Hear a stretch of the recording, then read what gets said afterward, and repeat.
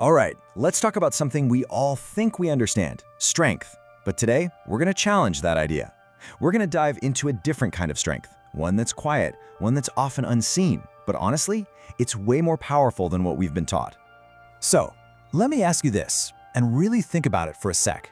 What does real inner strength look like to you? When you picture a truly strong person, who pops into your head? Yeah, if you're like most of us, you're probably picturing someone loud, right? Fearless, totally unbreakable, kind of like that classic movie hero who never even flinches. But you know what? That's only part of the story. And honestly, it's not even the most important part. Okay, so first up, let's break down this popular idea of strength. To get to the truth, we've got to start with the myth. See, what we're taught is that strength is all about intensity, these big explosive bursts of power, being fearless, and of course, never breaking. But real lasting strength, it's so much quieter. It's more like a marathon than a sprint. It's about endurance. It's about the guts to keep going when you're not sure what's next. And maybe most importantly, it's about how you get back up and recover after you fall. And that right there, that brings us to the heart of what we're talking about today. This idea of quiet strength. The kind that's always working in the background, totally unseen and rarely talked about. So what is this quiet strength? Well, it's the ability to stay steady when nothing, and I mean nothing, is rewarding you. It's keeping going when there's no applause. And it's finding it in you to remain kind even when life is being just plain unfair. It's this deep internal resilience that the rest of the world just doesn't get to see. I mean, think about it for a second. We all admire confidence, right? It's magnetic, it's easy to spot, easy to praise. You see someone who's super confident and it's almost automatic to think, wow, that person is strong. But here's the kicker, and this is the big twist. Real inner strength isn't about what you have when everything's going great. It's what shows up when your confidence is totally gone, poof. It's what you have to dig for when you're feeling unsure or exhausted or just completely discouraged.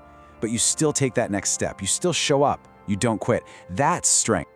Okay, so to really get our heads around this, let's break it down into 4 key pillars. So pillar number 1, emotional regulation. And listen, this is so important. This is not about bottling up your emotions or pretending you don't feel things. No way. It's about being able to feel everything, feel it deeply, but without letting those emotions hijack your behavior. What does that look like in real life? Well, it's about being sad without completely falling apart. It's being angry without blowing up and becoming destructive. It's about finding that tiny, crucial pause between a feeling and your action. And in that pause, you get to choose how to respond instead of just reacting. And that choice, that's a massive sign of strength. All right, pillar number 2 is restraint. And I love this quote because it just hits the nail on the head. Reaction feels powerful in the moment. Restraint feels weak. And isn't that the truth? That quick, sharp reaction, lashing out, it gives you this little jolt, this temporary feeling of power. But that rush fades so fast. The real strength is in self-restraint. It's knowing when to stay quiet, knowing when to just walk away. It might feel weak in that one moment, but man, it's what protects your peace in the long run. It's playing the long game. Okay, on to pillar number 3, consistency. And let's be honest, this one isn't glamorous at all. It's not exciting, but it is absolutely life-changing. It's all about keeping those promises you make to yourself when nobody else is even watching. It's the quiet, boring repetition of small efforts day after day after day. And you might think it's small, but its power is just immense. Seriously, something like 95% of real, lasting progress comes from this quiet, unglamorous, consistent work. It's never about one single heroic moment. It's about thousands of tiny, disciplined choices that you make over a long, long time. And that brings us to our 4th and final pillar, tolerating uncertainty.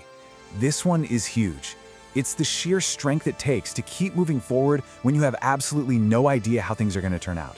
It's taking action without any guarantees and just trusting the process, even when you're not seeing any results yet. So really, when you're facing the unknown, there are 2 paths you can take. The common path is waiting for reassurance. You need someone or something to tell you it's going to be okay before you move. But the path of strength, that's about learning to move without it. It's about learning to generate that certainty from inside yourself. So where does all this leave us? What's the big takeaway here? Well, it all boils down to one really powerful idea: staying whole within. So let's just do a quick recap of this big shift in perspective. The myth? that strength is all about intensity, being loud, and needing attention. But the reality? True strength is about stability. It's quiet. It's grounded. It's the thing that keeps you steady when life is doing its best to shake you to your core. And you know, when you start to see it this way, you start to realize something. The strongest people you know, they probably aren't the loudest ones in the room. They're the quiet ones, the ones who just move with this calm, steady presence. And this really changes the entire purpose of inner strength. You know, the old way of thinking about it is that strength is like a weapon you use to fight the world, to go out and conquer it. But the real purpose, this quiet strength, it's more defensive. It's not about fighting the world at all. It's about having the strength to stay whole inside of it. It's about not letting all the chaos out there destroy the peace you've worked so hard to build in here. So that leaves us with one final, and I think really important question for you to take with you. It's not, how will you conquer the world? The real question is, how will you work to stay whole within it?